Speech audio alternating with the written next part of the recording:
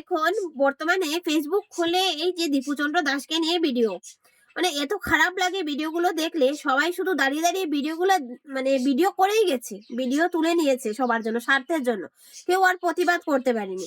আমি কিন্তু সবাই সকল ধর্মকেই সম্মান করি, যেমন আমাদের হিন্দু ধর্ম তেমন ইসলাম ধর্ম, খ্রিস্টান ধর্ম, যে যার ধর্মকেই সম্মান করে।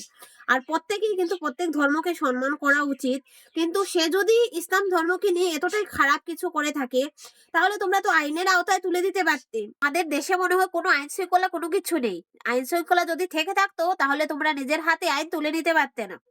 আইনের হাতে তুলে দেওয়ার পর আইন যদি তাকে যা শাস্তি দেওয়া দিত, তখন কেউ আর প্রতিবাদ করতে যেত না। যারা এরকম কাজ করছে আর যারা পাশাপাশি দাঁড়িয়ে ভিডিও করেছে, মানে কি বলবো, তাদের মানসিকতা কেমন, তাদের বিবেক বুদ্ধি কেমন।